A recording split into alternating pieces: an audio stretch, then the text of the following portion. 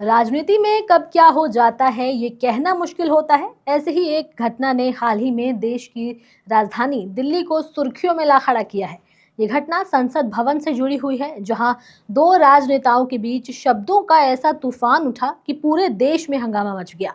ये कहानी है भारतीय जनता पार्टी के सांसद रमेश बिधूड़ी और आम आदमी पार्टी की सांसद अलका लांबा के बीच के विवाद की। इस विवाद में तकरार, आरोप, माफी और जवाब का ऐसा सिलसिला चला कि इसने राजनीतिक गलियारों में तूफान मचा दिया। रमेश बिधूड़ी के बयान के बाद अब अलका लांबा ने भी कटाक्ष किया है।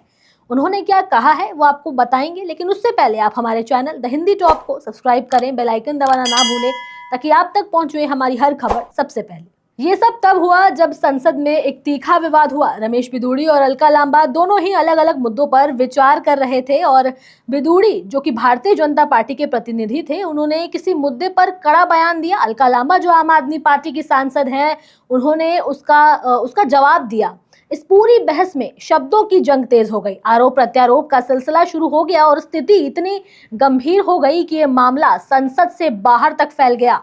ये विवाद उस समय का था जब बिधूड़ी ने अपनी बात रखते हुए अलका लांबा के बारे में कुछ ऐसा कहा और प्रियंका गांधी के बारे में कुछ ऐसा कहा जिससे उन्हें गहरी चोट पहुंची। रमेश बिधूड़ी ने एक अपमानजनक और विवादित शब्दों का प्रयोग किया। ये शब्द न केवल अलका लांबा के लिए अपमानजनक थे, बल्कि पूरे सदन के सम्मान को भी ठेस पहुंचाने वाले थे। रमेश बिधूड़ी के बयान के बाद अलका लांबा ने कहा कि रमेश बिधूड़ी भाजपा द्वारा चुने गए हैं, उम्मीदवार हैं, लेकिन उनका चरित्र और बयान महिलाओं और बेटियों को लेकर के हमेशा से ही अमर्यादित रहा है।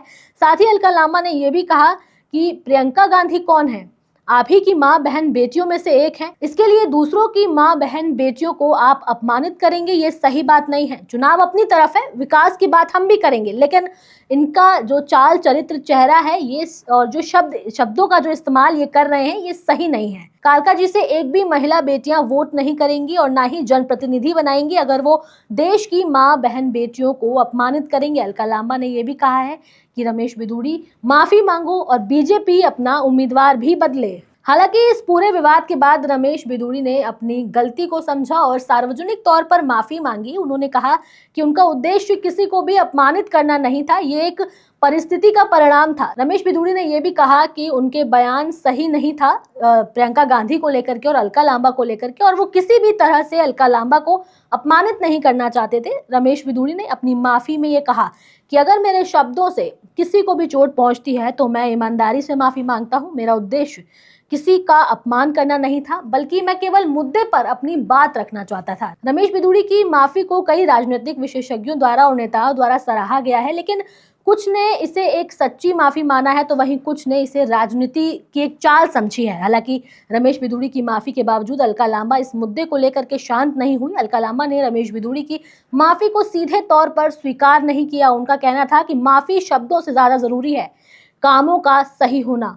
उनका कहना था कि उनका माफी मांगना एक औपचारिकता ही थी, क्योंकि उनके बयान से कई सारी महिलाओं का अपमान हुआ है और उनकी भावनाओं को ठेस पहुंची है। अब सवाल ये खड़ा होता है कि क्या रमेश बिधूड़ी का प्रियंका गांधी को या फिर अलका लांबा को या आतिशी को इस तरीके का बयान देना सही है? क्या रमेश बिधूड़ी अपने घर की बहन बेटियों को, माँ को इस तरीके का उन पर बयान दे सकते हैं? ये एक बड़ा सवाल खड़ा होता है। किसी भी महिला के लिए उसका सम्मान सबसे पहले आता है, लेकिन रमेश बिधूड़ी जैसे नेता इस सम्मान को मिट्टी में मिला देते हैं और कहीं ना कहीं भाजपा का भी इसमें बड़ा हाथ है, क्योंकि भाजपा अपने उम्मीदवारों को, अपने नेताओं को जो भी वो गलती करते हैं या फिर किसी महिला पर अमर्यादित टिप्पणी करते हैं या फिर कोई ऐसी बड़ी भूल हो जाती है, उसको भाजपा पूरी तरीके से छिपाने की कोशिश करती है। तो रमेश बिधूड़ी का माफी मांगना साफ तौर पर एक पॉलिटिकल स्टंट नजर आ रहा है।